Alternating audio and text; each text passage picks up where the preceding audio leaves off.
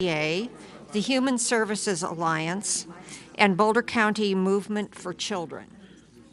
The League of Women Voters is a nonpartisan organization, and it does not support or oppose any candidate or political party. My name is Louisa Young. I'm the moderator for this morning. This forum is televised live on cable channel 22. The forum will be live streamed. Boulder Valley School District 22 can be viewed at any time on any device from the homepage of Boulder Valley School District website. Candidates may link to the site, but may not place any portion of the broadcast on their website. It must be done in its entirety. According to FCC policy, candidate forums must be broadcast in their entirety, except by media reporting on the event. Candidates or their staff are not to record this forum. We ask that everyone please turn off all electronic devices. It would be very embarrassing if your cell phone goes off while we're broadcasting. The Board of County Commissioners consists of 3 commissioners. Each one is elected to a 4-year term. Commissioners are from one of 3 districts. All 3 are elected at large by voters, and together they represent the county. This election, voters elect one person from District 1, and the candidates are Elise Jones and Kevin Sipple. From District 2, the candidates are Paul Danish and Deb Gardner.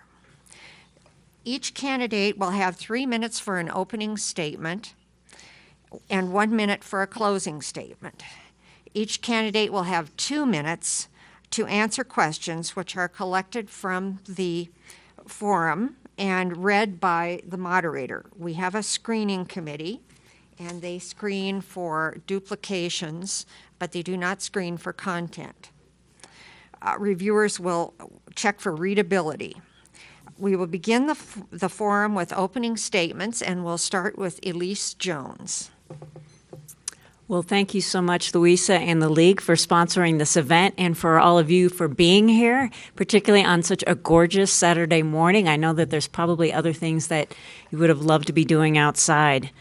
But as was said, my name's Elise Jones, and it's really been one of the great honors of my life to serve the voters of Boulder County as your county commissioner since 2013. And together, I think we've accomplished a lot in those 3+ years, and I want to take a moment to list some of those accomplishments. 1, responding to the devastating 2013 flood, helping get flood victims back on their feet, back in their homes, restoring our creeks so they're less likely to flood again, rebuilding our roads. 2, expanding our sustainability programs, particularly programs like the award-winning Energy Smart program, which has already helped over 14,000 residents and 3,800 businesses install water efficiency, energy efficiency, and renewable energy improvements to help save on utility bills. 3, building our new St. Vrain Community Hub in Longmont, which is a one-stop shop for community services, safety net services, and is really revolutionizing how we serve people in need. Another is completing the US 36 Managed Lane Project, which put in place a lane for the Flatiron Flyer bus rapid transit, for carpoolers, and for toll-paying solo drivers, as well as a bikeway from here to Denver. It's already saving us time as we travel along that corridor. Another is working hard on climate change. We've helped put together a coalition of cities and counties called the Colorado Communities for Climate Action, so we can advocate together at the state legislature for climate-friendly policies. Safeguarding another 5,000 acres of open space for agriculture, for recreation, for wildlife, places like the toll easement that's going to permanently protect the Eldora Nordic ski trails. And expanding access to health care for nearly 50,000 underinsured Boulder County residents who now will have, through Medicaid or new health insurance, health care coverage courtesy of our new federal health care law. So we've done a lot of great things together, but there is still so much more to be done. And that's why I'm running again. As great as Boulder County is, we have some really urgent challenges we need to face. Things like climate change, oil and gas drilling, transportation mobility, affordable housing, inclusivity, working on our roads. There's a whole long list of things that we need to work together on. And to tackle these issues, I think it takes experienced leadership. Folks that know the ropes, know the issues, know the players, and most importantly, know how to get things done. And that's why I'm asking you today for your support in November so that we have the opportunity to work together for another 4 years to continue to make Boulder County an even more wonderful place to live. And I invite you to go to my website, elisejones.org, to learn more about me, my background, my experience. Thank you. Okay, and next we will hear from Kevin Sipple. Good morning. Thank you for coming here today, and thank you for providing me the opportunity to, I guess, tell you a little bit of my story. I've been in Boulder County since 1969. My background is in business. I was one of the founders of El Dorado Artesian Springs, a local bottled water company. I've been we've over the years we've gotten numerous awards for the businesses. The best business in Louisville in 2012. We were inducted into the Boulder County Business Hall of Fame in 2011, and actually several more. My specialty was operations and quality control. Operations meaning I made sure all the pumps ran and the trucks ran and delivered the water and everything kept working. It was the business was a good place to practice being a county commissioner because when we bought it in 1983, it came with everything that was in that town. It came with the roads, the water utility, the old resort, all the hillsides, every parking spot in town. And over the years, I got to do a lot of dealing with the Boulder County Land Use Department over a wide variety of issues. So I'm pretty fluent in that sort of thing. I had to learn all the FDA regulations based on our bottled water sales. I had to learn all the EPA regulations for the town water utility, and I was our licensed water plant operator. I was our project manager for any kind of building we did, the biggest of which was our new bottling plant out in Louisville in 2001, and which actually took a couple of years to do that one. But it's up and running now, and it allowed us to deindustrialize the town of El Dorado Springs, which sort of had happened. We're running forklifts from 6 in the morning until 6 at night, actually till like midnight every day, and so there was always that activity. Now it's kind of back to a more resort-like thing, which even though on a pretty day like this, it's very busy up there, and every parking spot in town is full. Over the years, I was involved in volunteering in Boulder County. From 1992 to 2002, I was on a commissioner-appointed board, a social services board, called the Placement Alternatives Commission, which managed 7 programs that basically helped keep families together. Since 2001, I've been a member of the victim advocate team at the Boulder Sheriff's Office, and I still am. I suppose if I get elected, I won't be able to do that anymore, and I'll miss that. But I've been doing it for 15 years, and I think that's about all the time I have right now. Thank you. And now we will hear from Deb Gardner. Thank you, Louisa, and thanks everybody for being here, and thanks for the League for organizing this opportunity for us to all come before you today. I'm Deb Gardner, and it has been a privilege to serve as one of your Boulder County Commissioners since January of 2012. Being a county commissioner is without a doubt the hardest work I have ever done, but it's also been the most rewarding because I've been able to help contribute to make Boulder County a better place, especially for those most in need of help. Pretty soon after taking office, I voted to increase the income level of people that may earn, usually single mothers, and still qualify for child care assistance program. That meant that fewer people had to make the choice between taking a better paying job and keeping their children in high quality daycare. I continue to support funding the expansion of this program because it helps families and children improve their lives. In February of 2012, I voted to put in place a moratorium on oil and gas development and have done so multiple times since because I believe it is our responsibility to develop regulations that protect the public health, safety, and welfare of our citizens, plus the natural environment to the greatest extent possible under current Colorado law. In August of 2012, I attended the opening of Josephine Commons in Lafayette. This is a Boulder County Housing Authority affordable housing project that provides 70 units of apartment-style living for seniors, including some veterans. Recently, I welcomed to Lafayette Nani Coloretti, the Deputy Secretary of HUD, the Division of Housing and Urban Development, where she said this is the best example of affordable housing she'd ever seen.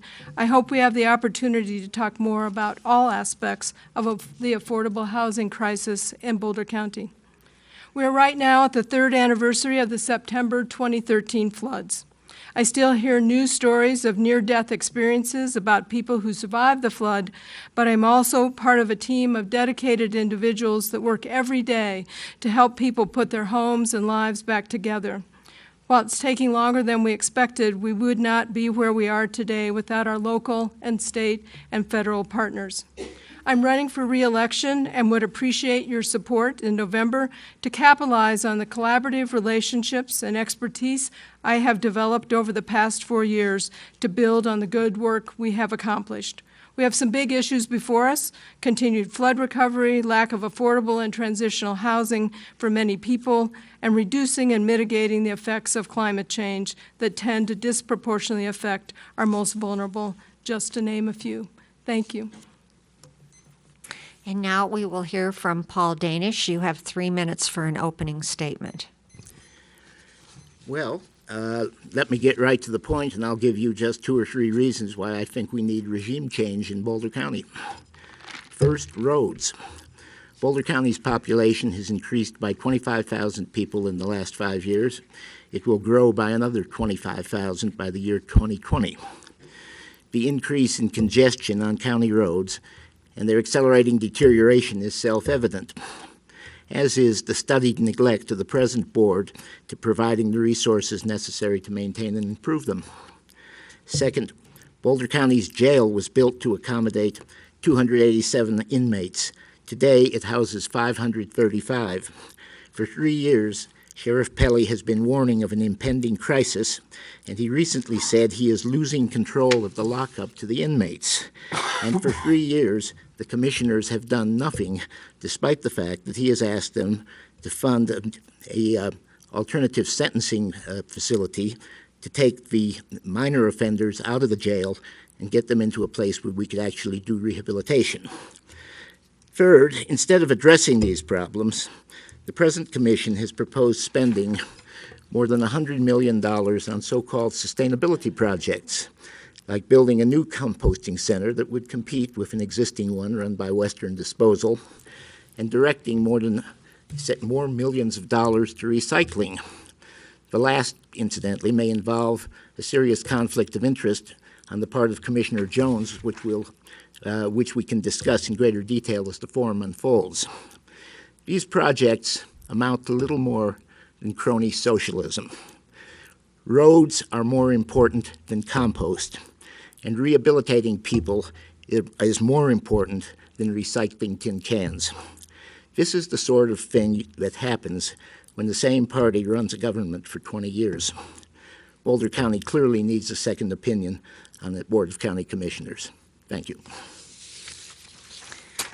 Okay, now we're going to move into question and answer period, and each of you will have 2 minutes to answer each question, and all of you will answer the same question or have the opportunity to answer the same question. Although I invite you to pass if you don't have something new to say, so that we can get to more questions. So here's the first one, and I'm going to mix you up a little bit. I'm going to start with Kevin Sipple for this one, and we'll go this way, and then so that we don't have the same person going first and last all the time. So here's the first question. How would you ensure that county residents have effective opportunities to participate in decision-making processes? Kevin Sipple.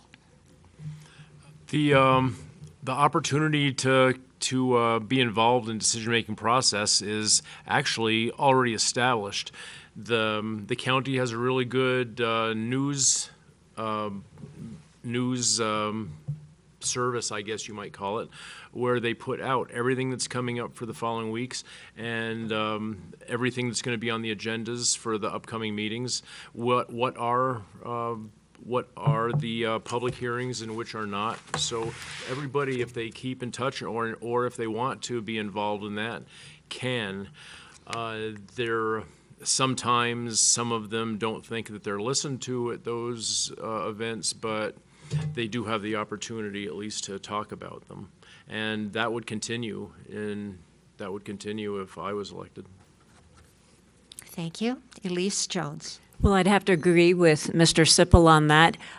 It's a key part of democracy to make sure that people have an opportunity to provide input and influence decisions made in their community. And I think Boulder County does an excellent job holding public hearings, holding open houses, having surveys put out, receiving emails whenever we have a big decision before us. Sometimes we have hearings that last till midnight, and we stay there till every person who wants to testify has had an opportunity.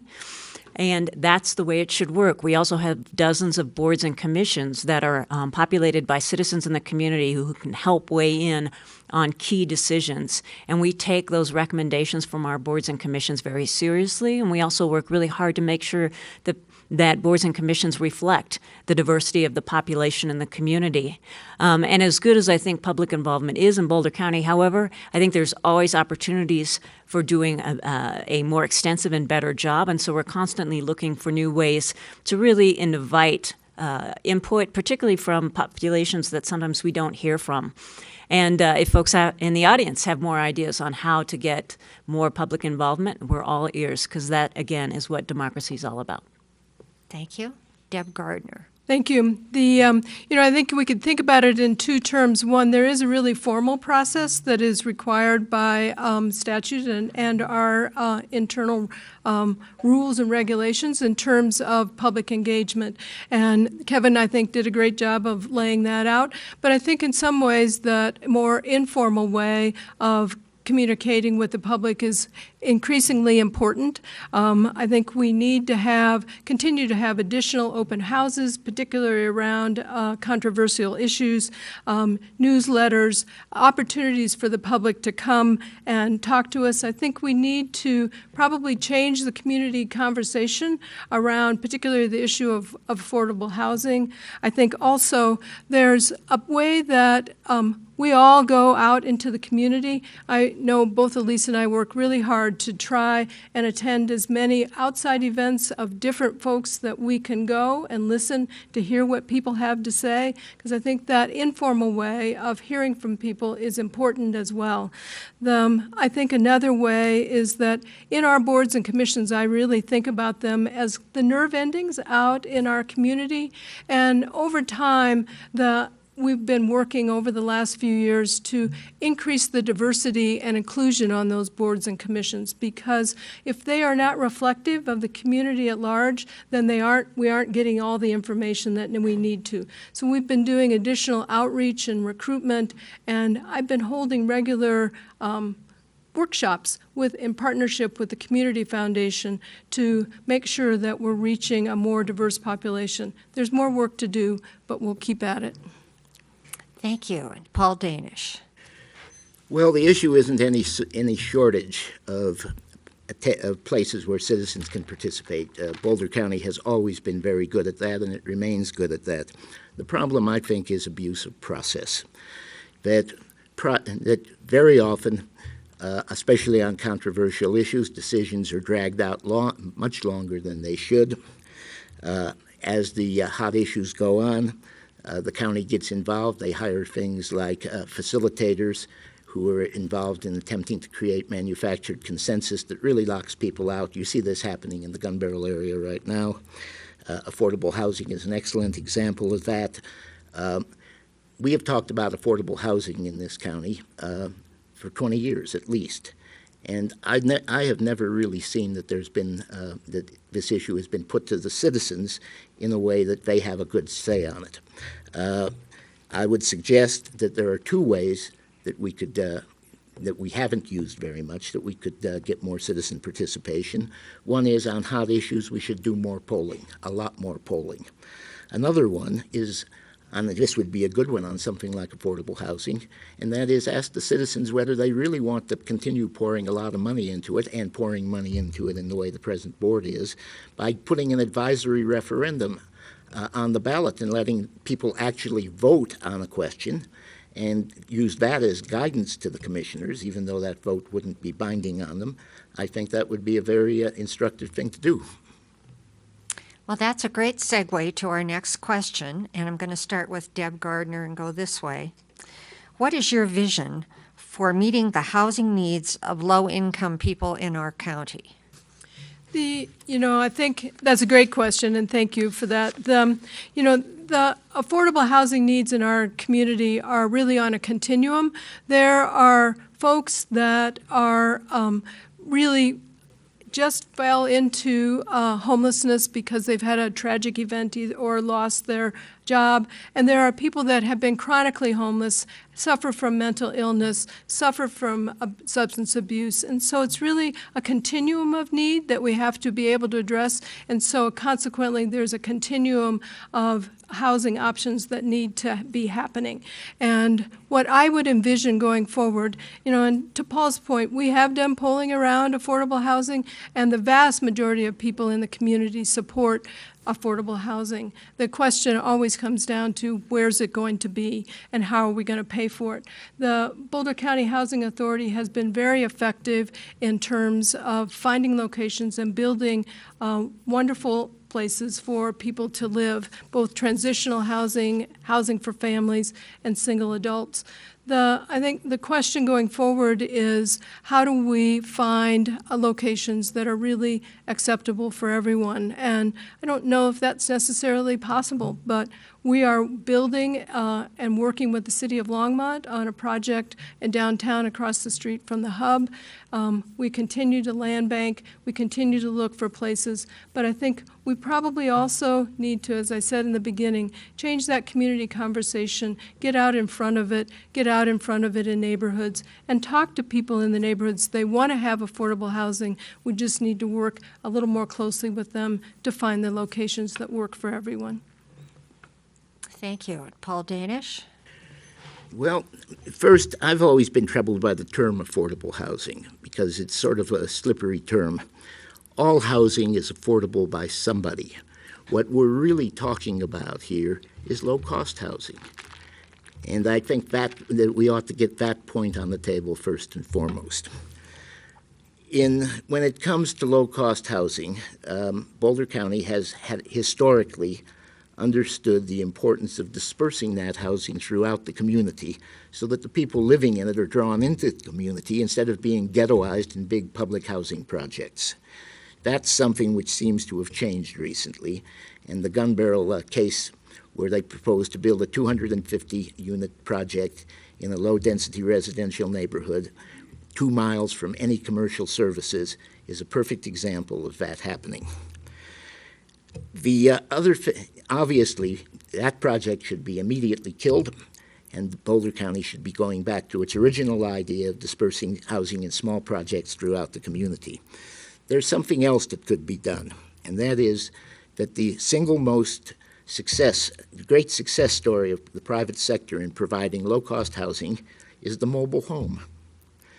Boulder County has not had a new mobile home park created in it for 2 generations. And yet, mobile homes, manufactured homes, tiny homes are clearly a possible solution that we could use. And I would like to see some new mobile home parks built in this county. Now, the proper place to build them would be in the urban growth areas of the cities, and I think Boulder County should reach out to them to try to do this. However, if that cannot be done because of NIMBYism, I would be prepared to approve 2 or 3 mobile home parks in the unincorporated areas, provided that those lots could be sold to the people who I'm lived sorry, in them. your time is up. I understand that. Kevin Sipple? My outlook on that is it's similar to Paul's. Just for example, this project in the Twin Lakes neighborhood. It's too many people for too small an area. That the roads that go in and out of there are some of the roads we've been talking about. With maintenance issues. The road that goes into that particular spot is very curvy and relatively narrow. It couldn't take 1,500 to 2,000 more traffic trips per day, and I've been told that I'm estimating low on that. The neighbors have put up a really big effort. In fact, Elise mentioned the hearings that go till midnight. There was one of those just last week, I think. Maybe it was the week before, but it was just recently. And people were there. They filled the crowd. They filled the hallway outside, and they were there till midnight stating their reasons, most of which are the reasons that we're looking at for sustainability in our natural environment. The wildlife in the area, there's some famous owls in the area that apparently people have been photographing and watching for years. And it's a corridor for wildlife to get between two other official open space areas. So there's some places that those sort of things shouldn't be. It would disrupt the neighborhood. That many more traffic trips on those roads would be tough. Only 2 miles north of there, at the Gun Barrel Business Center, what we commonly think of as the Gun Barrel Shopping Center, there are numerous large lots that could hold a project or projects that big and are way more appropriate, and it's where the people could actually get to some services they needed without having to drive if they were low income enough not to have cars. Thank you. Elise Jones. Well, I'm glad this question was asked because I think tackling affordable housing and the crisis we're having now is one of the most important issues facing county and in the entire metro area. The issue is, rents and housing prices have skyrocketed while wages have been largely stagnant. And the reality of it is that median single-family homes in our area are in the neighborhood of $500,000. The national average is $175,000. We have 40,000 people who are spending more than half of their income on housing costs. That isn't sustainable. So we have a moral and an economic imperative, and as Commissioner Gardner mentioned, it's affecting the middle class as well as the chronically homeless and everybody in between. There is no silver bullet. There's a whole menu of things that I think we need to be working on, and the key is collaboration and regional thinking. We need to be looking at what can be done within the cities. The county doesn't have any authority over that, but adding additional units there makes a whole lot of sense in partnership. One of the things the county is doing is trying to convene all the municipalities in the county to develop a plan around permanently supportive housing for chronically homeless. I was just asked 2 weeks ago to serve on a metro-wide panel for a Smarter Cities Challenge to put together a metro-wide blueprint on how we deal with the homeless issue and low-income housing there. I also think that if you're talking about ghettos, you haven't obviously been to Josephine Commons or Aspinwall or been on the construction site for Kestrel in Louisville. These are state-of-the-art projects being put in place by Boulder County Housing Authority to house seniors, low-income families, create community centers. Meals on Wheels is served there at Josephine Commons. Wonderful places for people to live. We have the opportunity to work together with residents and municipalities to see if there's other places that we can also do housing projects like that. And also, I think the key, too, is working to help people stay in the homes that they do have. Thank you. Okay. This time we're going to start with Paul Danish, and we'll go around counterclockwise. Are you in favor of reducing Boulder County mill levy for 2017? Yes, no, and why? No, I'm not in favor of reducing taxes. I am not in favor of raising taxes, and that applies to sales taxes as well as to the mill levy. I believe that the present tax structure can produce all the revenue Boulder County needs, and in fact is producing it very nicely, especially since in 2006 the voters voted to debruce the surplus revenues that Boulder County collects, and therefore Boulder County has managed to put a lot of money away, which is good because it was able to pull out $63 million for flood recovery the day that happened. I am in favor of repurposing some of the taxes. Boulder County's open space sales tax, one of four, is going to run out at the end of 2019. I proposed repurposing 1/2 of this quarter-cent tax for roads. The present commissioners have proposed repurposing it for the sustainability projects I mentioned earlier, which I think is a major misappropriation of the public purse. But the present taxes are more than adequate to produce the revenues that Boulder County needs. It just means that they be directed in the correct places. Thank you. Deb Gardner.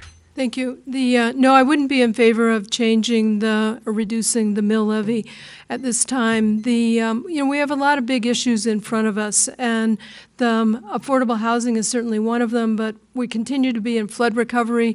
We're at this point barely halfway through, both in terms of expenditures and work that we need to get done. There's still people that are not home. There are still places that we need to have restoration projects and put in the permanent roads. So reducing the mill levy at this time wouldn't make any sense. We also have other big issues in front of us. I think one of them that we've talked about is the jail, and we're undergoing a process to figure out exactly what needs to happen there. The jail, if we had built the alternative sentencing that had been proposed 2 or 3 years ago, we would have a facility that didn't meet the needs of the people. Almost 40% of the people in our jail currently either have mental health issues or substance abuse issues. They certainly need to be housed. They need to be housed someplace where they can get the services that they need. So reducing the mill levy at this point doesn't address the issues that we've got before us. Thank you. Elise Jones. Thanks.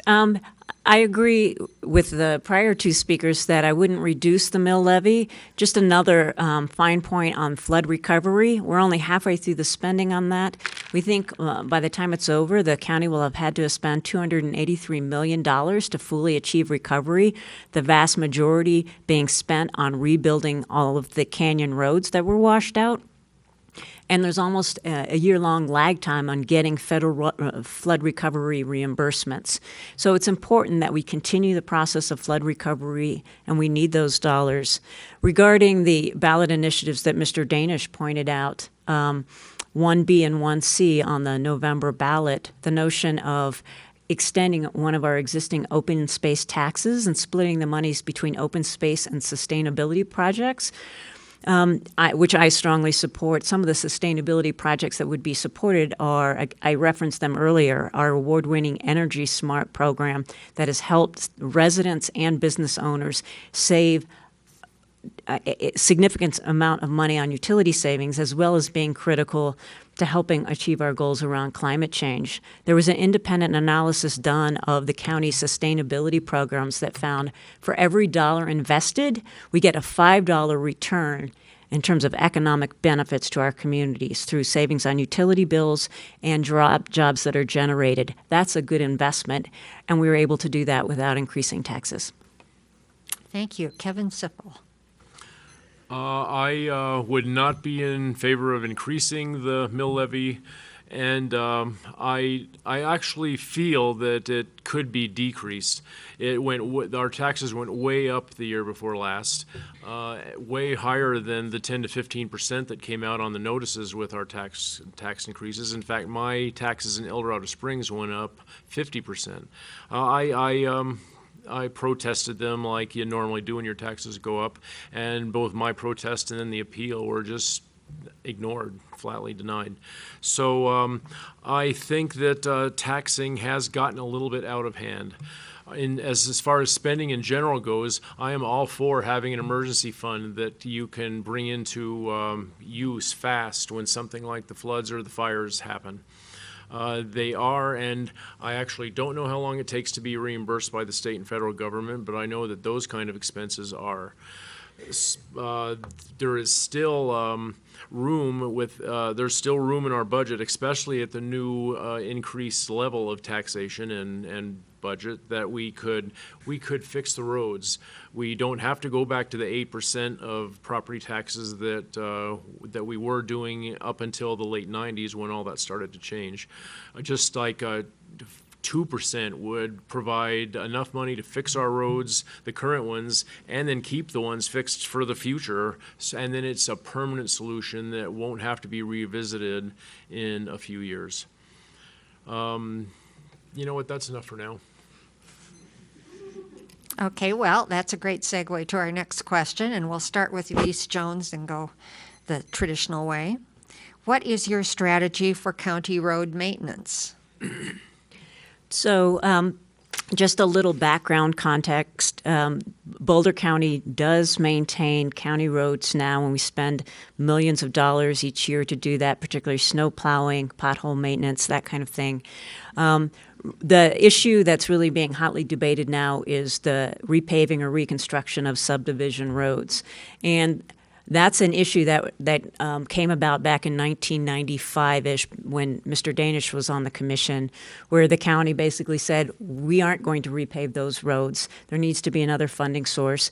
And since then, it's been an open question. And the current commission has tried 4 or 5 different solutions: local improvement districts, public improvement districts. And now this year we have an opportunity, and I should say the crux of the matter is who should pay? Should the subdivision residents who live on those roads pay, or should general taxpayers, or some mix of the two? And the county is already committed to paying 20% of the costs, which are related to the community use roads that the general community uses to get to trailheads or churches or schools. But who should pay for the rest of them? And citizens, some of whom are in the audience today, brought to us a ballot proposal, which we've put on the ballot, Issue 1A, that says, all right, for a modest increase in the mill levy across all county taxpayers, we could solve this problem over a 15-year period. And it amounts to about $25 on a $400,000 value house per year. And I'm supporting that because it's like I said, it's probably the 5th solution we've tried since I've been on the commission. I think it's fair. I think it's equitable. And I appreciate the hard work of the citizens that have done some groundwork and brought that to us. And it also will allow a share back to the cities as well so that they can work on their transportation needs. Okay, Kevin Sipple. Okay, though, how I feel about that is that there's kind of 2 different things. The subdivisions that we're talking about in East Boulder County and in the mountains, they were, at the time, in the mid-90s, they built their roads to county standards, dedicated their roads to the county, and meaning the county would own them, and they and the county agreed to take them and to do that maintenance. I would agree that from here on forward, any kind of new subdivisions or new business parks or this or that should have in their deal that they maintain the roads, such as a lot of the new business parks like the Colorado Tech Center down in Louisville. The tenants pay for all the maintenance of the roads and such. But these people actually had a different deal. They were told that the roads would be county roads from then on, and the county would take care of them. They've been fighting it pretty hard to get it back there. The LIDs and the PIDs that Commissioner Jones mentioned were actually done without votes for the Taxpayer Bill of Rights, which are required for LIDs. So it wasn't quite, in my opinion, like it should have been. The vote that the 2% 1A, the 2% overall tax on the whole county for improvement of roads, could be good if it passed to maybe bring the roads back up to standards so that a reasonable amount of money from the property taxes and 2% would do it, could keep them fixed. Also, what was used was that there was a clause that was just then put in or announced in the Boulder County Comprehensive Plan that said the county would maintain the arterial roads, but not the... I'm sorry, your time is up. Paul Danish? Well, there are 2 issues here. One is the maintenance of Boulder County's general road network, and the other is the subdivision roads. The more important of the two is obviously the maintenance of the general road network. Boulder County is growing very fast, and whether we like it or not, there has been zero interest in controlling that growth. We function economically as an entire county. You see it every morning and every evening as thousands and thousands of people move between the various cities. It is very clear we have to keep up with this sort of growth on the county roads, or there is going to be a major drop in both our quality of life and in our ability to function economically. That's the reason I would like to see an increase in spending on county roads paid for by the tax that we talked about earlier of 10% a year for the next 4 years at least. I also think it's important that we do things like encourage the adoption of smart cars, semi-autonomous cars, and eventually fully autonomous cars, and the construction of smart roads, which means roads that can communicate with those cars so that we can move traffic more efficiently. I also think it's important that we speak to people like Uber and Lyft to see if we can get many more private cars on the road so we can use our vehicle fleet of 250,000 more efficiently. As far as the subdivision roads go, it's a complicated issue if you look at all the details, but it comes down to a very simple point. The county promised to maintain these roads. They were built to county standards. They were accepted by the county, and the county isn't doing so. It has the money. It ought to do so. Thank you. Deb Gardner. Well, thanks for that transition, Paul. I think one of the big arguments about this has been made that we have plenty of money to be able to do this, and I think that just absolutely is not true. That what has been proposed is that we'd make cuts to human services budgets. We'd make cuts to the sheriff's budget and with regard to the jail. We'd make cuts to the budget of the district attorney for restorative justice programs and other things. And I think none of that is acceptable to the current commission, and I don't believe it's acceptable to the community. That the real issue at hand is back in 1995, there was no funding stream set up even after the decision was made to not do the road repairs. So this proposal that's come to us from the citizens, and thank you for being here today, and thank you for bringing it forward to us. It'll be 1A on your ballot, and yes, I'd support that as well, because I think there is a fair solution for people to be able to get the revenue that's able to help the subdivision paving roads, and also to be able to have some of that money, about $2.3 million, go back to the cities for projects that are underfunded in those roads infrastructure as well. I think another point that's really important is that we're working every day as a county to collaborate with our regional partners around transportation solutions that would reduce the transportation issues that Paul talks about between our communities, because we need to be able to have additional bus rapid transit, additional ways for people to car share, commute, possibly fast tracks that's coming partway up into the county, or at least as far as Westminster, and we're still in discussions to try and make that be a reality within our community. So those types of solutions can work together. Countywide EcoPass would be helpful. Thank you. So for the next question, I'm going to start with Kevin Sipple, and we'll go clockwise. What is your position on instituting a living wage for county employees? Well, I'm not an expert on that subject, I have to admit, but my impression is that county employees do have a living wage. I know housing, that the average listing in Boulder, the city of Boulder, hit $1 million just about a month ago. So housing is very expensive. It's a popular place to come, and a lot of people with a lot of money are coming here. But from what I've seen of county wages, they're relatively high here. With the commissioners are some of our best bargains ever. They make some of the lowest wages in Boulder County. But the county land use staff is pretty well paid.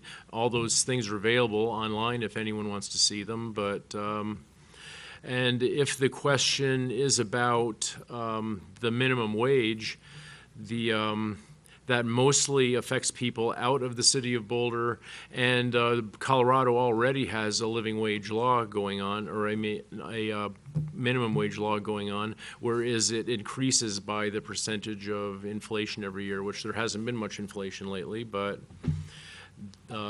that's why I wouldn't propose going to a straight $15 an hour minimum wage or something like that. I believe that would kill lots of jobs.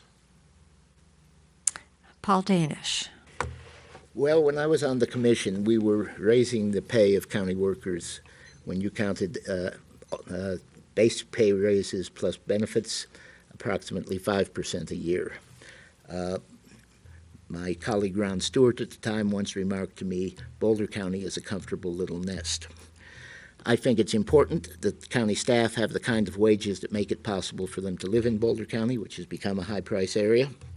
I think it's also important to recognize that Boulder County's budget has increased from approximately $150 million a year to at least $426 million a year, and I'm told as much as $475 million a year in the last 20 years. That's more than 300% increase. I think we need to pay the county staff well, but we also need to do everything we can to make sure that the size of that staff doesn't increase. And that means there are ways of managing that staff to keep the pay down, to make it more productive. I don't want people working harder, I want them working smarter. And for that reason, I've proposed that we adopt things from the private sector called Lean Management and Six Sigma, which have produced some spectacular results in increases in productivity and savings by government. The most striking thing about this is these techniques involve in asking employees what they would do to make their jobs work more efficiently. They were tried in the county treasurer's office. They produced some exciting results. They were tried as an experiment in the county land use department, although I understand those have been lost beyond once the experiment ended. But I think there's some important things we could do in those regards. But the most important thing we need to do right now is not increase the size of government. Most of what the county spends its money on is employee salaries. Okay, Deb Gardner. Thanks for the question. Just to remind us, the question was, would we be in favor of the increasing up to having a living wage at the Boulder County The question employees? is, what is Right? your position on Position, yes. instituting a living wage for county employees? Thank you. I'd be in favor of that. We're exploring it throughout the budget to see if we can afford to do that. It would mostly affect Head Start teachers and aides, janitors, our lowest employees, paid employees, and I feel like it's appropriate that we be able to pay the people that work for Boulder County enough money to be able to work in Boulder County. I'd also be in favor of the statewide support for minimum wage. Raising the minimum wage hasn't been raised for years. Contrary to what Kevin has said, it's not a job killer, has been proven successful in many other places that giving more people money, they actually spend the money, and it improves the economy within the districts. So I would be in favor of that. And to Paul's point about the budget, and maybe we can have other discussions about this, the vast majority of the increase in our budget over the years has been both a combination of flood recovery most recently, and two, voter-initiated proposals that passed through the voters, both open space and climate smart, worthy cause, development, disabilities, trails and transportation.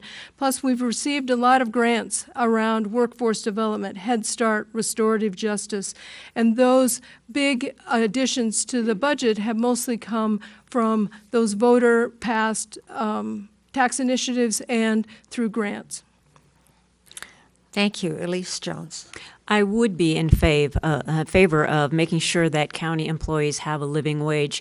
By and large, Boulder County does well by its staff, and that's appropriate because if we didn't, they would all leave to go work for the cities. So, and we have great staff, and they earn that. But there are some categories of our workforce, pointed out by Deb, Head Start teachers, custodians, some admin techs, that don't. And I would say, go so far as to say it's hypocritical for us to pay employees below what is affordable to live in our community.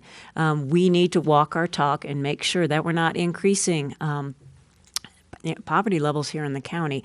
So we are looking at, in our current budget process, what it would take to make sure that everybody is brought up to that basic living wage level, which would be around $15.67 per hour. And it actually can be done with a relatively small adjustment in the budget because there are not that many employees that fill that category. But I think it's important to send that signal and also to make sure that we're not contributing to the affordable housing crisis and the fact that poverty is increasing in our county. It's important that we pay folks a living wage. And I would agree that that's not only within county, that's something that the state of Colorado needs to be looking at in terms of raising minimum wage. The affordable housing crisis, as we've noticed now, that's sweeping across our county and the entire metro area, is in part that we have stagnation of wages while we have an increase in housing prices. That doesn't work. So we want to give people the tools, the money, the resources they have to be self-sufficient, to raise their families, and to prosper and thrive. And Boulder County needs to be a part of that. Thank you. So with this next question, I'm going to start with Paul Danish and go this way. Here's the question. Boulder County has 2 taxes that exist to address human services needs in the county. Are these taxes sufficient to address human service needs in the county?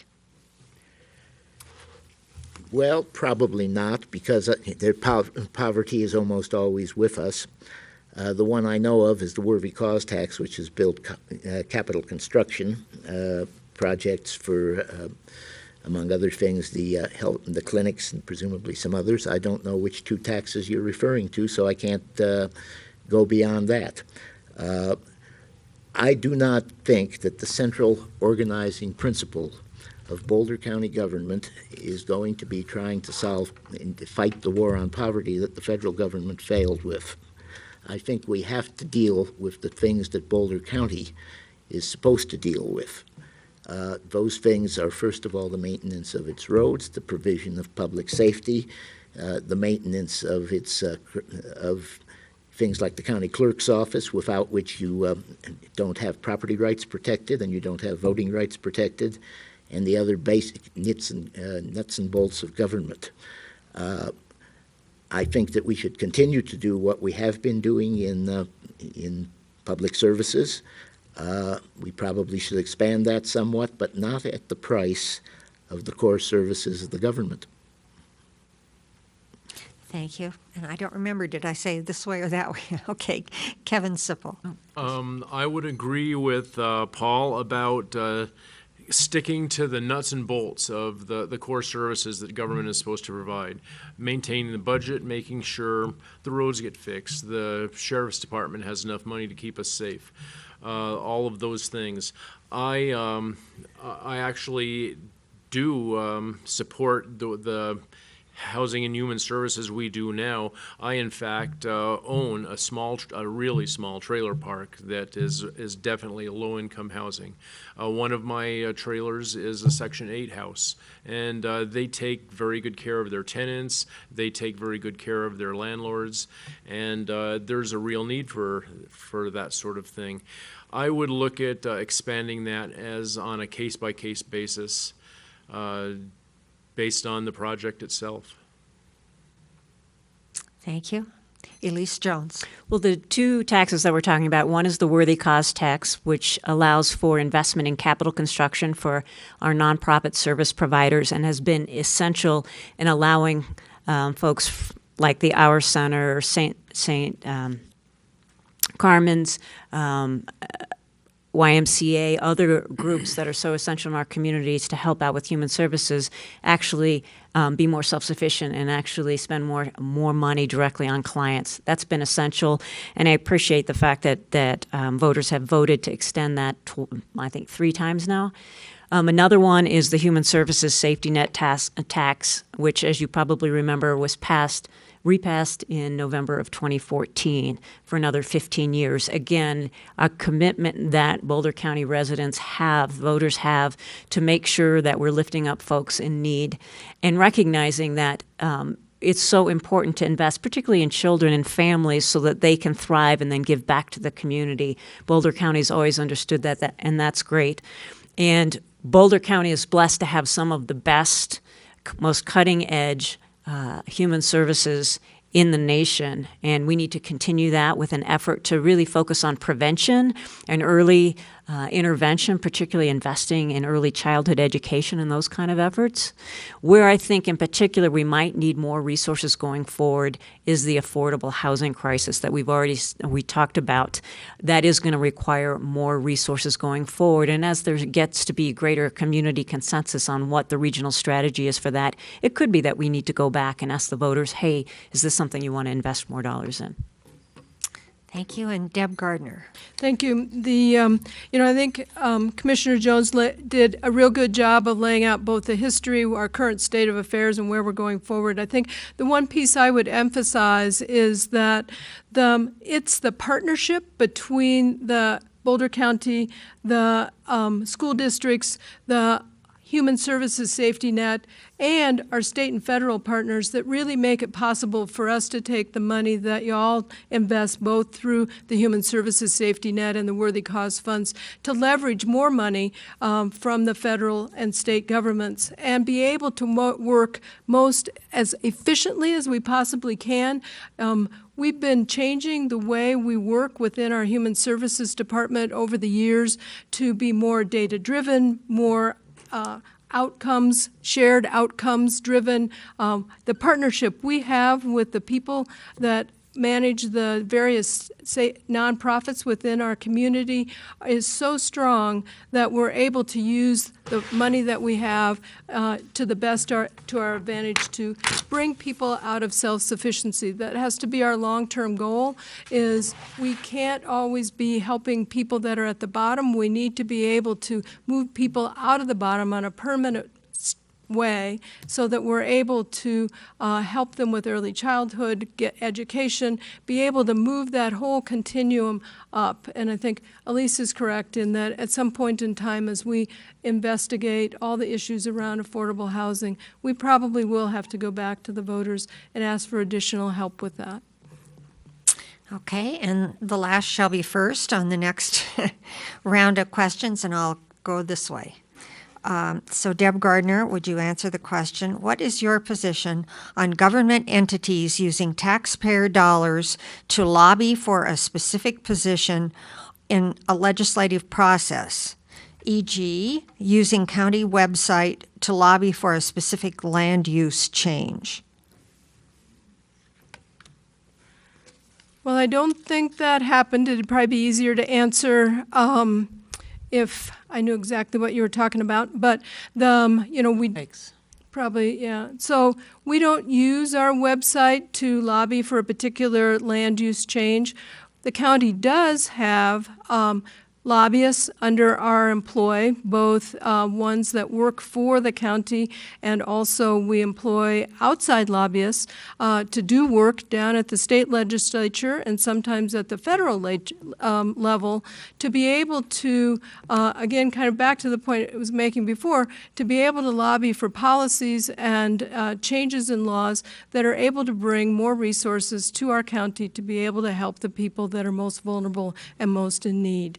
But we do not use our website as a way to lobby for a particular land use change, regardless of what it is. Thank you. Paul Danish. Yes, you do. And you just did it with regard to Twin Lakes, that county employees were being called on the website to come out in favor of the housing project at Twin Lakes. I think that is a real abuse of power, and I think it was a really contemptible thing to do, and don't do it anymore. Now then, as far as lobbying in the state legislature goes, there are certainly issues that affect Boulder County, and I do not object to that sort of lobbying. I might very well object to where we're coming down on a particular issue because, after all, we do have a two-party system here, and there's a lot of difference between where some various commissioners might come down and various candidates for commissioners might come down on those issues. But what we saw in the Twin Lakes issue was a real abuse of power as far as I'm concerned. Thank you. Kevin Sipple? I would have to agree with Paul. There was a lot of lobbying on the Twin Lakes issue. There was actually complaints from some of the county staff that made it to the newspapers about being pressured to do that, and we're talking about taking grievances on to ethics committees. I don't know exactly what ethics committees, but it was in the newspaper stories.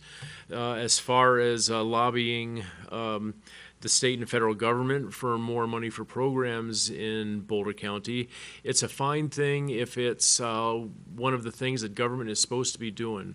But some things I would not agree with. Like, for instance, the moving on with sustainability and global warming. It's not really science-based stuff, even though we hear every day in the media that, oh, you can't argue with the science of global warming. But I disagree with that. And I think that government should stick more to the core services and not try and do social engineering. Thank you. Elise Jones. I think it's the Twin Lakes example that's being asked about here, and I think it's important to realize that there are a number of staff at Boulder County whose job it is to work to meet the safety net needs of folks in our community, and specifically to work to provide affordable housing. So I think people need to realize that a lot of folks work on that as part of their job, and I think what's put on the website is an opportunity that everybody in the community had to come in and weigh in on those issues. Nobody's compelled to come and testify against their views. So I think there's a misunderstanding about public education and explaining the opportunity.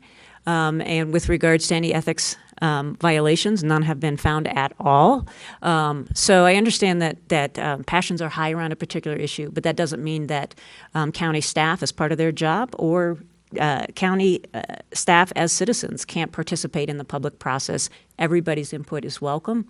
With regards to advocacy in general, Boulder County has an excellent policy team. We advocate regularly at the state legislature, sometimes at the federal level as well, to make sure that policies that are important to the residents of Boulder County are followed through on, are changed, are improved. That is an important role that we have, and the state is better as a result of us playing that role. And I guess I would have a fundamental disagreement with my opponent here on climate change and not being science-based, particularly in our region where some of the top national sciences are raising the alarm about whether or not we're past the point of no return in terms of changing our climate. It's absolutely essential that we take action quickly, and I'm happy that Boulder County is a part of working to see that change happen.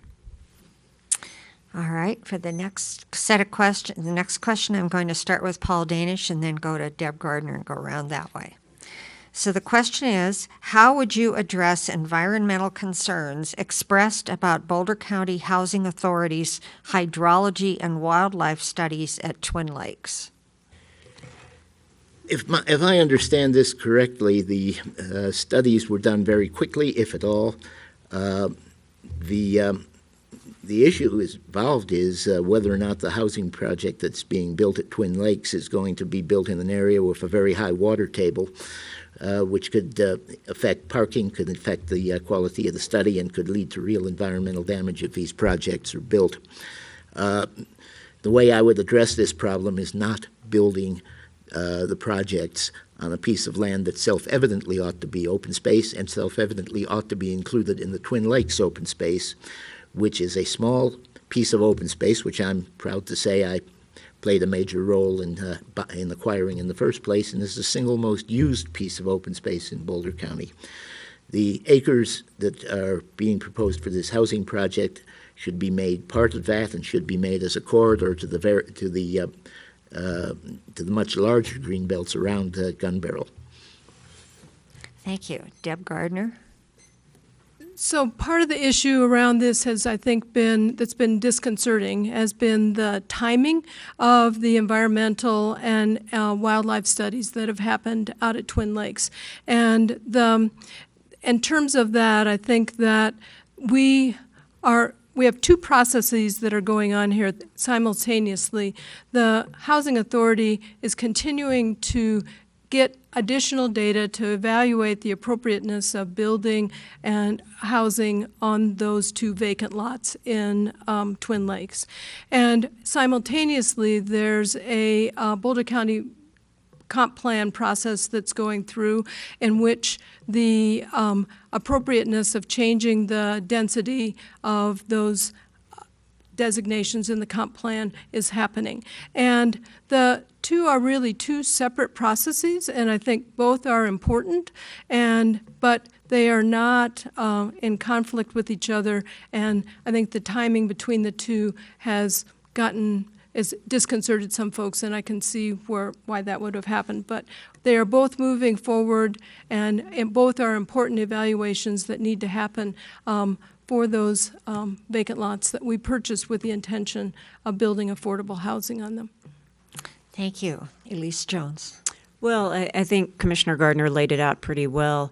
I think the key to realize is that we're in a public process right now with regards to whether or not through the Boulder Valley Comprehensive Plan major update process, whether or not we want to change the land use designation on those vacant lands from low-density residential to medium-density residential. Those parcels have always been slated for annexation and development since the mid-'70s. And if that change occurs, and it will take 4 different votes of approval in order for that to happen, so it's not at all clear if that will, and that would be the City Council, the City Planning Board, the County Commission, and the County Planning Commission. If that is approved, then you go through a very lengthy process with lots of public involvement on whether those lands should be annexed and what that development would look like. And it's at that place in the process, if that happens, that you do particularly detailed hydrological studies to find out what the impacts of the water table are in terms of development and what engineering solutions you'd have to employ, and then to look really seriously at the wildlife values and what kind of wildlife migration corridors you'd want to put across the parcel, that kind of thing. So we're not really at that stage. So that's why the studies have been much more general to date. So I think that what's really important is that the public stays involved throughout this entire process. Again, we're in the land use designation change process, and we're not anywhere near any site-specific development decisions at all, but that will come in the future potentially. So we look forward to working with the public through that entire time. Thank you. And Kevin Sipple. My outlook on that, and I'm sorry if I sound a little pessimistic, but I think the kinds of studies that have been done so far, the hydrology studies and such, are studies that the end result was predetermined, and the studies are designed to support that end result. For example, the study about the hydrology in the area, where apparently the residents have spoken numerous times about puddles of water sitting here and there, and the fact that some of their basements right next to these fields are flooding already. The part of the hydrology study about that says that only a couple of outlying areas have some puddles, but the main body of the land would be appropriate for development. And I just have trouble believing that. In the real world, lots of studies are done for that reason, to support a predetermined issue. The latest study that was just started a month ago or so, I'm not sure exact timing, it's the one that was spoken a lot at the county commissioner hearing about this issue. It more looks like the initial stages of the development. I believe it's an architectural firm, but I honestly could be wrong about that. But it looks like it's like the initial phases of the actual development for that property. Then there's another issue too, even though I only have 30 seconds. One of those 2 lots was donated to the county for the purposes of a church. The church tried to build a church on that land and was turned down by the land use department. Right after that, the value of the property went way down, and that's when Boulder County bought it. That's not true. Okay, thank you. So the next question, I will start with Elise Jones and go around, so it'll be Elise and then Deb Gardner. The worthy cause tax is scheduled to expire in 2018. If elected commissioner, would you vote to continue the tax, increase it, or let it expire? Well, based on the overwhelming success of the first three iterations of the worthy cause tax and the fact that voters have repeatedly extended it, we would, of course, do an assessment of the need, but from where I sit now, I would absolutely support extending it, and I certainly would want the voters to have the opportunity to weigh in on that. Again, this tax has been essential at providing capital construction to house our most important nonprofit service providers across the county. These are groups that provide, housing assistance, food assistance, early child education, really key needs that we have in our communities. And I appreciate that Boulder County values those things and recognizes the importance of investing in our community in that way. Any time you can provide some permanent building space to house nonprofit entities, that frees up operating dollars, which means they can serve more families in need. And that's been one of the successes of, I think, the whole Boulder County collaboration around human services. I think the last time I spoke about worthy cause a couple of questions ago, I referred to St. Carmen when I meant Sister Carmen. Sister Carmen is one of the many nonprofits that has benefited from worthy cause, and I think it would be again, important to continue this great success story here in Boulder County going forward. Thank you. Deb Gardner.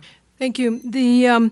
So worthy cause, thanks to the voters, as Elise said, voted 3 times to continue. It contributes about $2 million to our community and our ability to be able to help those capital needs, which are very difficult to fund for the nonprofits in our community. And so last year, pretty early on, we convened 3 different meetings of different subgroups of the nonprofit community to have this discussion about worthy cause. What does it look like going forward to you as an organization in terms of how should we renew it?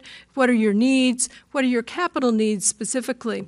And all of the nonprofits that we talked with both had individual business needs that they needed to have money for, but also there was a real common theme that came throughout the nonprofit community about the need for investing more money in affordable housing and that whole spectrum of transitional housing, affordable housing need within our community. And so I think that's part of the discussion going forward as well. I'd be in favor of moving forward with maybe even increasing if the polling was there and the need was there for worthy cause, particularly if it met the need for affordable housing. But I'm in favor of continuing the worthy cause. Thank you. And Paul Danish. Well, it would depend on what the worthy causes were. The first worthy cause tax passed because it was very specifically targeted toward funding capital construction for 3 health clinics, People's Clinic, Salud, and I forget which the third one was, but but it was directed that way, and I assume that the subsequent ones were as well. I like the idea of funding capital construction because if those organizations can get the proper facilities and don't have to pay a mortgage, they have a lot more money available for operating expenses, and that's what it should be. What I would worry about with this is worthy cause going to become something that just funds crony socialist projects, where you talk in principle about putting a tax on for worthy causes, but you don't say what those projects are in advance and the voters don't know what they're buying. If we can find worthy causes, that are as important as the public health facilities that were being built, I would certainly favor putting those on the ballot. But I would take a very close look at which worthy causes were to get that money. And I would also want to see something that is within the ability of Boulder County to do. Providing low-cost housing in Boulder County could cost billions of dollars to have an adequate amount. I don't think we can do that with a small tax like worthy cause. It should be directed to continue the public-private partnerships that we've had in the past, and it should be limited. Politics is the art of the possible, and in this case, so is handling human services. Thank you. Kevin Sipple. I would agree with Paul in that it would depend on exactly what the worthy causes were. There's often in such things other causes are slipped in as worthy causes, and people truly believe that what they're advocating for is a worthy cause, but it might not be one of the core services that Boulder County government is supposed to provide. In general, I would. I approve of taxes sunsetting. There's a reason for that. It seems like the reason might be just to what I might have to call trick people into voting for it, because it's not going to last forever. They hardly ever go away. And I still would, though, consider extending it or increasing it if the causes were worthy enough and if it was accomplishing some good things. Okay, and now for something completely different. And we're going to start with Kevin Sipple and go this way. Do you support banning hunting in the Sugarloaf neighborhood to ensure the safety of families in that part of the county?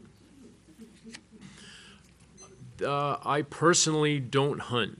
In fact, I personally don't like killing of anything ever, but I would have so many people like it. It's such a core part of the traditions in America that I would hesitate to ban hunting except for areas where it actually was in violation of some law or a real safety issue. I think most of the issues around the hunting there isn't really hunting. It's just like shooting public shooting galleries, where the old-fashioned kind that we probably all grew up shooting in, a dump somewhere with a bunch of bottles and jars and cans and trash to shoot at, and then the lead stays in the ground forever, and and they become dangerous because people start shooting at the telephone lines and those sort of things. I think actual hunting is pretty well managed in Colorado, and even though I wouldn't do it, I wouldn't ban it either. Thank you. Paul Danish. The question is whether I would ban hunting in the Sugarloaf area and by extension anywhere else in Boulder County. The answer is no. The point that Kevin makes is well taken, that the real issue of shooting in the unincorporated areas has to do with what's commonly called plinking, which is to say the creation of informal shooting areas, and that happens all over the national forest. It is lawful in the United States to shoot in the national forest. An obvious solution to this problem, and that is the conflict between shooting and more people living in the mountain areas, is to create rifle ranges. Boulder County has one.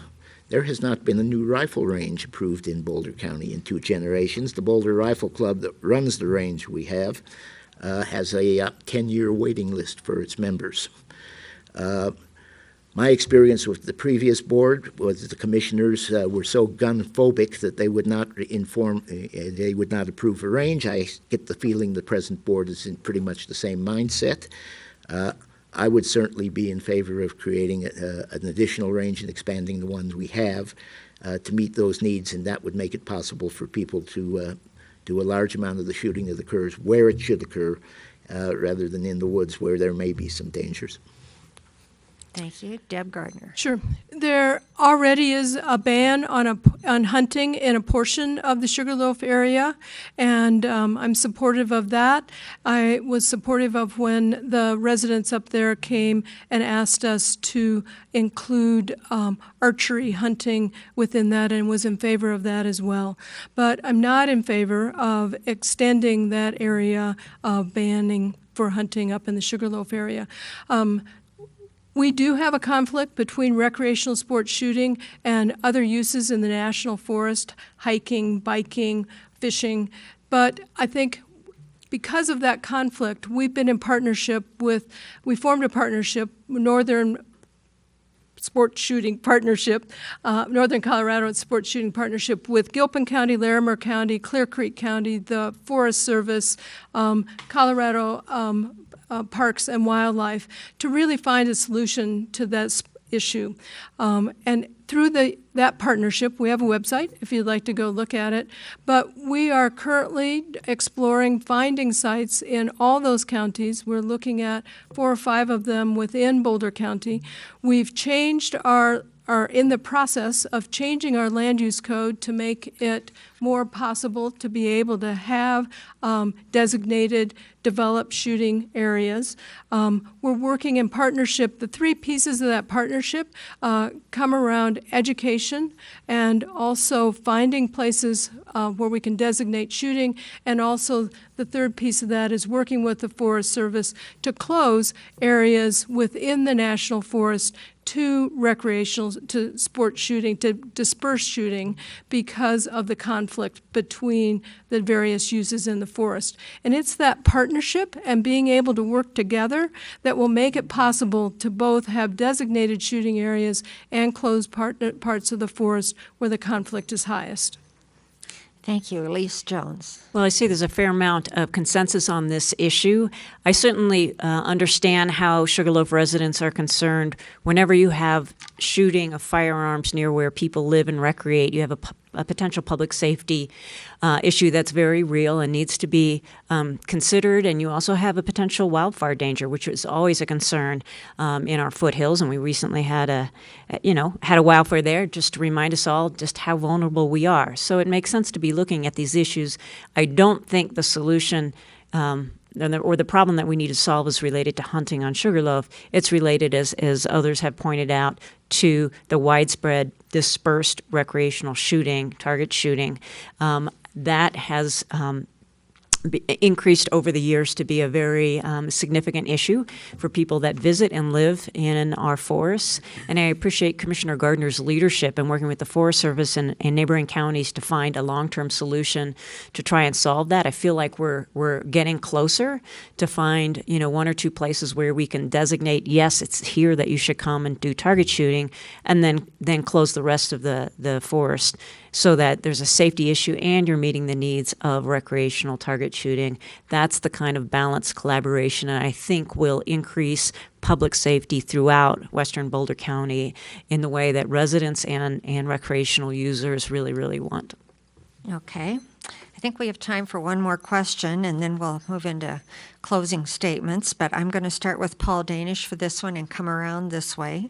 And this is the question.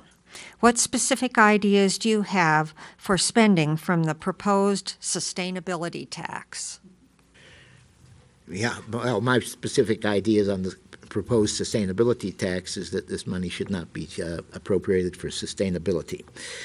On the broader question, which the sustainability tax seems to have raised, which is the question of fighting climate change, I do not believe that Boulder County should be involved in fighting climate change. There is nothing we can do in this county that is going to make a dime's worth of difference in that will not be wiped out the next time China opens a coal-fired power plant, which is scheduled for next week. Under those circumstances, what Boulder County should be doing with regard to climate change is it should be putting its money into adapting to it. That is going to happen whether we like it or not. It is, if you will, baked in. One thing we should be doing is ensuring that we have a proper water supply in this county. We should be taking steps to conserve water in the agricultural areas and the management of county land.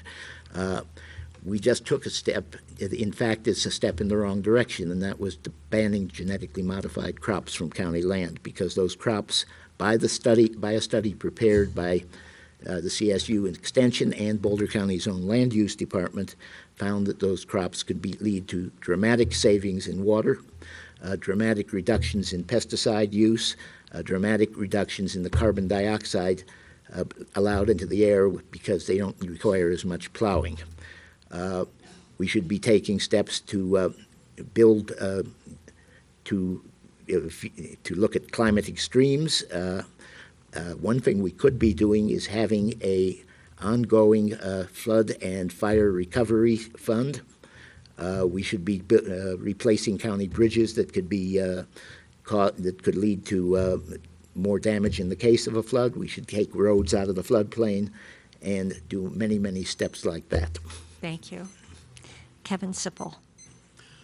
Would you mind repeating the question?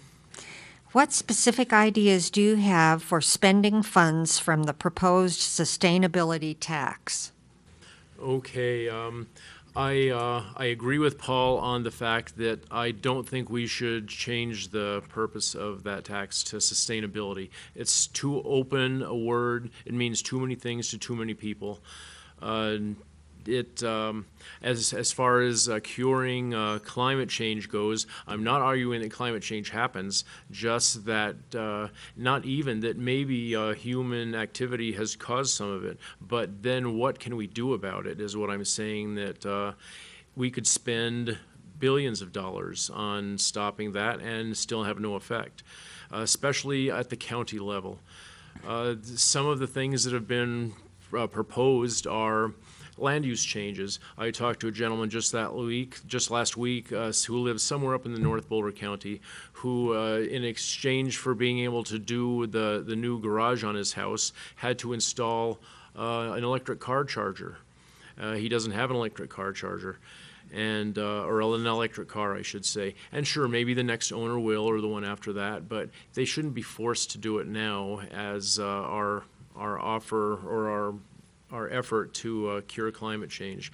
I'm all for developing the alternative energies, solar, the wind, even though the wind towers in some places, like in northeast Colorado, are actually sort of an eyesore. There's so many of them now.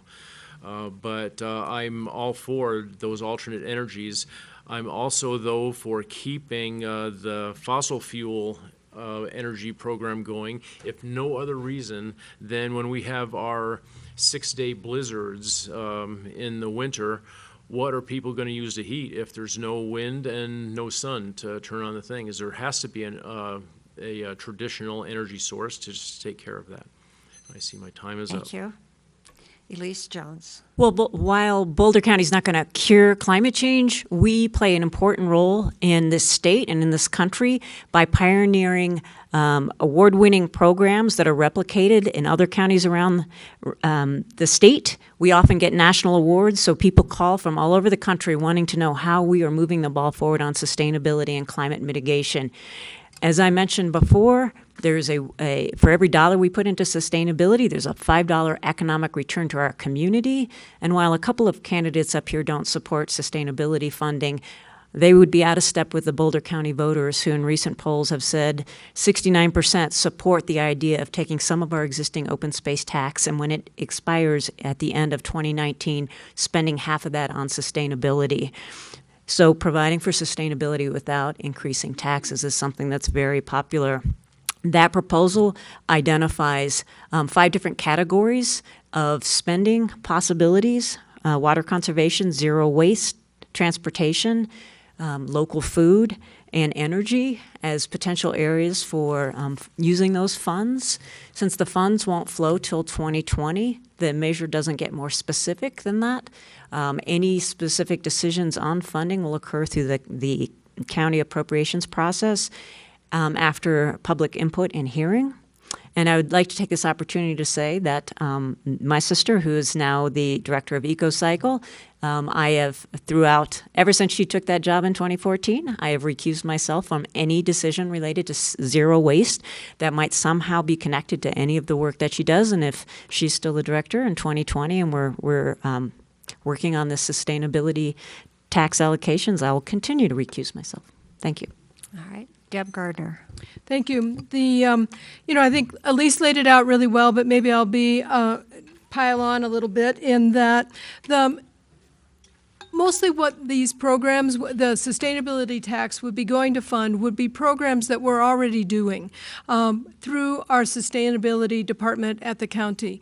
And these are proven programs that we've been able to study and evaluate and we've said this more than once, but for every dollar spent in that really brings back about $5 in economic development within the county. So, and they have been proven to be able to help people in low-income brackets be able to weatherize their homes, save money on energy, save money on water conservation. And I think because of the provenness of these programs, what they don't have is a dedicated funding stream. And what this tax would do is, without raising taxes, is be able to have a dedicated stream of money that would come to those programs and be able to enhance and expand them so that they're available to more people, particularly low-income folks, farmers and businesses, so that they'd be able to take advantage of those programs to reduce their energy use, reduce their water use, and have more efficient operations and increase transportation opportunities throughout the county. I think it's important to note that this tax, although it wouldn't be an increase, would be able to expand the programs we've been doing. Thank you. And now it's time for closing statements, and we'll start with Deb Gardner and come backwards. So if there's something that wasn't mentioned that you think needs to be brought up, this is your opportunity. You have 1 minute each. Okay. Thank you very much. Thank you, everybody, for coming to attend. And before I was a commissioner, I served in the state legislature and was able to develop relationships with many of the people I work with today. So when I need resources for flood recovery, child welfare, or other things, I know whom to call and be able to get help. Before that, I was an accountant in this county for about 25 years for different businesses, and the skills I developed during that time have been invaluable as we work through the budget process in Boulder County. I've developed strong relationships in the business community that help me every day when we're able to go to them as partners in trying to solve the problems of the day. My ties to the community are very deep and strong. You know me. I've always had a reputation as someone who shows up, listen, and work hard to solve problems. I'd really appreciate your support this November. Thank you, Paul Danish. Well, I hate to end on a down note, but it is not true that Commissioner Jones has recused herself on eco-cycle issues. The board has taken up that topic on 17 different occasions since she went on to it. On 12 of those occasions, she has chosen not to speak on the issue, but she has remained in the meeting while they have taken place. On 5 of those occasions, she has, in fact, taken part in those decisions, including the one I saw, which was to place the eco-cycle tax on the ballot, where she said she was going to recuse herself, and not only did not, but she chaired the meeting, participated in the meeting, and voted for it. I think this is a very serious conflict of interest, and I understand that there is going to be some complaints about the ethics of it involved. Thank you, Kevin Sippel. I would like to mention one more thing, which we haven't talked much about in this meeting, is Boulder County agriculture. Boulder County is losing farmers. They're aging. The average age is 56 now. It's going up like about a year every year, where there's going to be a major shortage of farmers within 15 years. I think Boulder County on its open space, which it has 25,000 acres of agricultural land on its open space, should give both kinds of farmers, both traditional and organic, the same kind of benefits, the same reductions in leases for the first 5 years, helping them with their fences and water tracts and this and that. They should be treated equally and guarded and protected. The rapid increase in our budget, which, as I think Paul mentioned earlier, is up to 474,000. Okay, my time is up. Sorry. Thanks, everyone, for coming. I've lived here in Boulder County nearly 2 decades, but by way of background, I grew up in an inner-city blue-collar neighborhood in Kansas City, Missouri, where my parents were teachers, and they worked doing community organizing around issues like social justice issues like poverty and women's rights and racism. And from them, I learned very early on the importance of a good public education system and to provide a strong safety net for those in need and equal opportunity for all. I bring to this job nearly a quarter century of public policy experience, including working for 13 years as executive director of Colorado Environmental Coalition.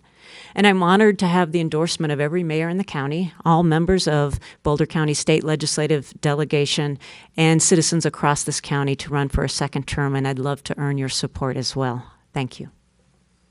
Well, I want to thank all of the candidates for coming, and I don't know that the viewing audience can see the live audience here, but we have a room full of people, and so we appreciate all of your attendance as well. And the League of Women Voters urges each of you to become informed and to cast your ballot. Thank you for your attendance.